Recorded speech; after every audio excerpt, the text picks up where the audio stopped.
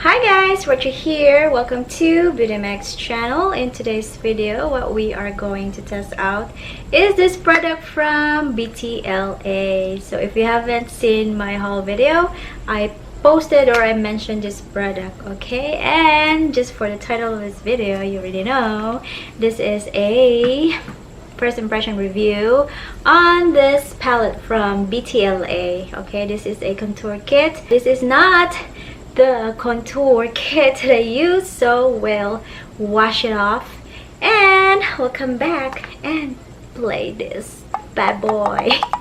Okay, so we're just gonna play around with this palette and let's see if it works or not, or if it's a go for me. Alright, okay guys, so foundation is off, so I will redo the foundation again the infallible, which I beginning to like. And since this is a face, let's just make it quick and simple, okay? And since our eyes is already done, which has really more complicated than the face, then it's gonna be fine. I don't put any like primer on the face, just directly, and I really like it.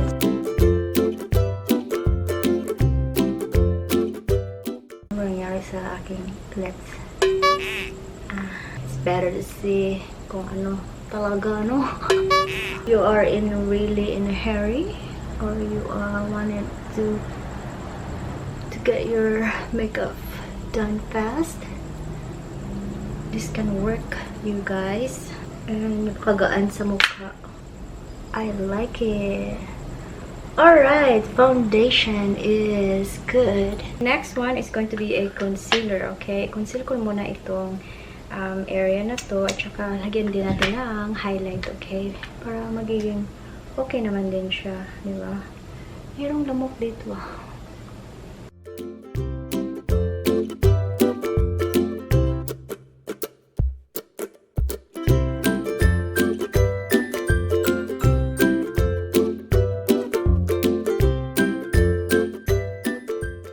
Okay, tapos na guys. Alright, so I'm excited na to try out this product from BTLA. Okay, open na natin.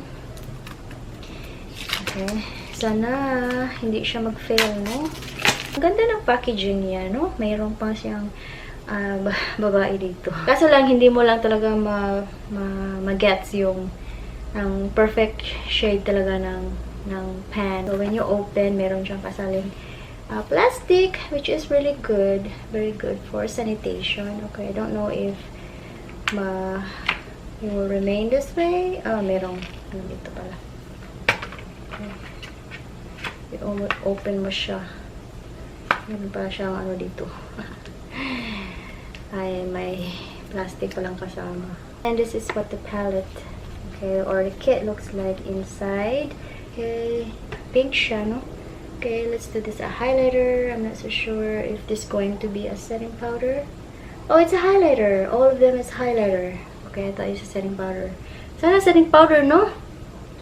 Okay, we have warmer bronzer, light bronzer, warm and light. Ba't ganun?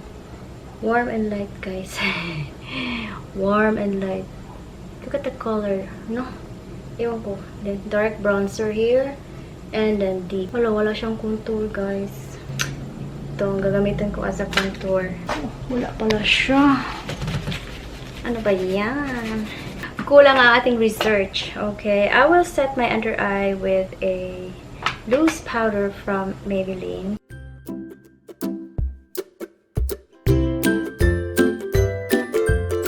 I'm using this brush from Sigma F05 warm bronzer. Okay, let's do that.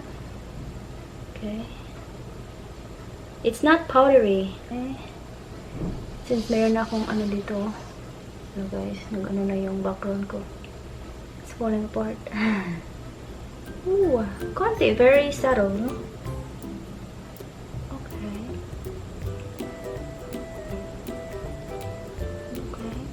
okay, nice. Okay, it did work. Okay, and then I warm up all the face. Same thing. color shade with my complexion is flattering. Nice, it's not too brown. Perfect siya, guys. Yes, it worked. So we have light bronzer and dark bronzer in here. And I want to use this light bronzer, okay? I don't want to mess up this look just in case. Try this powder blush that I just got from theirs. This is their powder blush anyway. We're gonna tap off the excess. Okay, and then deposit it. Okay, very gently and so lightly. Okay, we're just gonna bronze it up. Oh, ang ganda niya, guys. Wow, I'm surprised. Tap off the excess and deposit it. Wow, ang ganda niya. Okay din yung brush Ooh, it's perfect. Ganda ng brush Okay din yung nagtinda sa akin Good job, sales lady. Okay, I like it. Parang siyang sun glow. Yung ganun. I like it. It's matte, guys. It's matte. Okay, now for the highlighter. Shimmer, highlighter, and then luminous. Okay. I will try first this one right here. The Luminous Silk. I'm going to try that out. Okay, so this is just powder. Okay. Oh. Okay siya, guys. I like that. Okay siya, parang siyang ano ba? Parang fresh siya na look. No, good type ko siya. Okay. Good. I like that. Okay, dito tanan. Ito. Okay. Very fresh looking siya. It's not so heavy looking. You know, it just warm up my face. Okay, I need to warm up here on the other part of my forehead. Hindi parang wala siya, guys. So I will use the more darker shade. Okay, this one, the light bronzer. I'm gonna try naman the same brush yung ginamit natin to bronze. And I gusto ko dito sa forehead. Kasi para naman maliit yung ating maliit ang ating malaking forehead. Forehead na wala namang laman. Hindi lang siguro ma-pick up ng camera, pero in person dito na bronze na ang beauty ko. Structure talaga niya yung face ko. Let's do a contour on the nose, okay? And I'm going to try their yung itong warm bronzer nila. Okay, I'm gonna use this brush from Target, and still gonna pick up this warm bronzer. Okay, very subtle yung ano niya. Napagka-brown. Ganda siya. I like it kasi hindi siya madumi. Ay, gusto ko yung shading niya. Tsaka, sa skin tone ko, okay siya. Ang ganda. Merong a little bit fallout right now. When I try to deepen yung powder with a smaller brush, nag-pick up na yung fallout niya. Pero hindi naman talaga over na over. Okay, alright. So, ganun lang. If you wanna like have a pointed nose, the more you are like the center of your nose, the more thinner line you can draw, the better. Yeah, parang may surgery ka sa nose mo. Okay? Technique. Alright, technique lang yan. Okay, let's contour our lips. Na parang malaki tayong lips. Ala, dito lang sa baba, okay? Ganyan lang. Kung gusto mo, dito rin sa taas. Ayaw ko, baba lang ako. Okay? Ganyan lang siya. Alright. Very subtle siya. Parang talagang shadow lang talaga siya, guys. I'm going to try to use this one right here. This 2 shade might as well as an eyeshadow, okay? Because we have this medium red brown, and then the deeper like purplish purplish brown. Okay, I'm gonna try that out.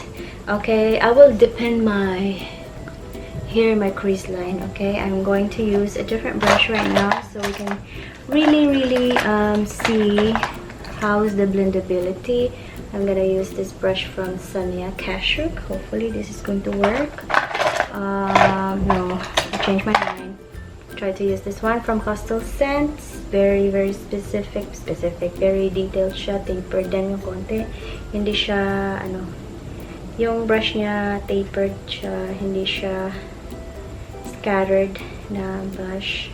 Grab this dark first. Dark bronze. Okay, see? Maganda siya. Let's see, it's powdery. Not too bad. Alright, I like that. Okay, cool. And I'm trying to warm up my crease with the bronzer. If it's going to work. Okay. Work naman. Okay, it does work. I just want to warm it up my face. Okay. If it can, and it can. Alright. So, blendability. It is fine. It's good. I like that. Okay. Okay, perfect. Now I'm going to deepen that outer corner. So, grabbing this deep bronzer. Okay, deep bronzer to this outer corner. Kasi wala yung ano eh, yung itong eye makeup na to, wala siyang ano. Yung paggagawa ko nito, the palette doesn't have a darker shade. Meron siyang darker shade, pero hindi siya transfer sa eyes. This is I think, outer corner. No, this is a crease, something from e.l.f., I think. Yeah, okay. I'm grabbing the deep bronzer. Okay, it has a fall off, and then powdery. This time is powdery. Okay, alright, I'll deposit it into the outer corner of my eye. I just want to warm this outer corner of mine and see how it goes. Okay, it does work. Okay, as a eyeshadow. Okay, it does work. Blendability. It's okay, it's fine. Okay, so you can use this as an eyeshadow. Alright, but I think it picked up some of my other shadows. Parang nawala. Okay, let's see. Okay, it did move my other product underneath, so this one, if you use it on an eyeshadow, you just have to pat it. Okay, when you deposit it, just pat it.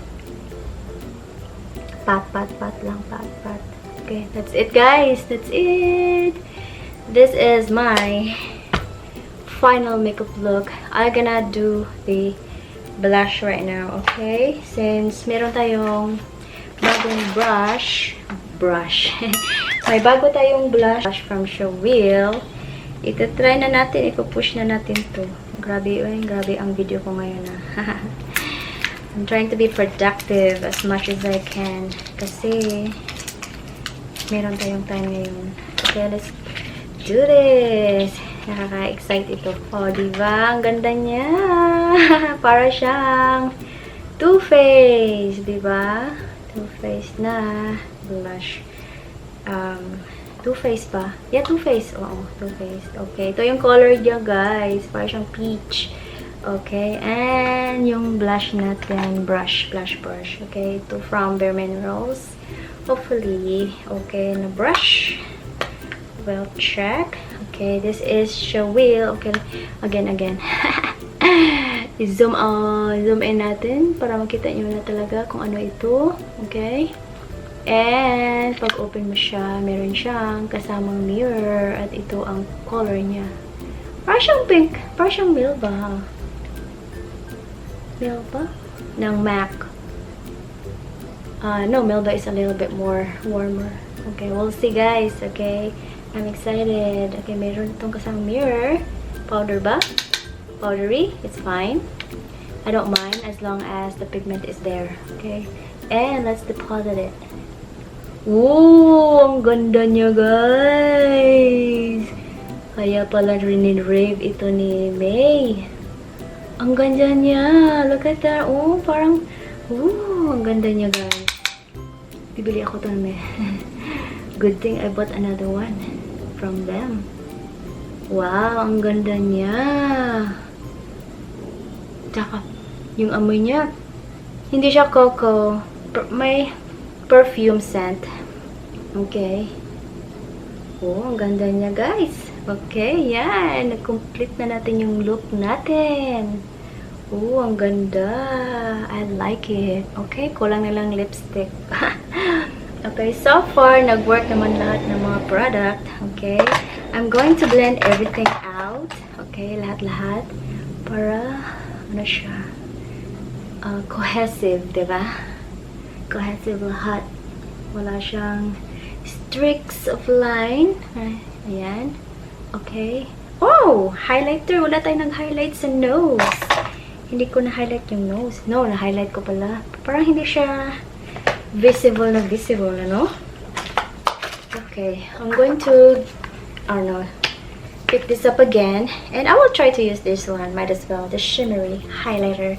And I'm going to use my hand. Might as well. Okay.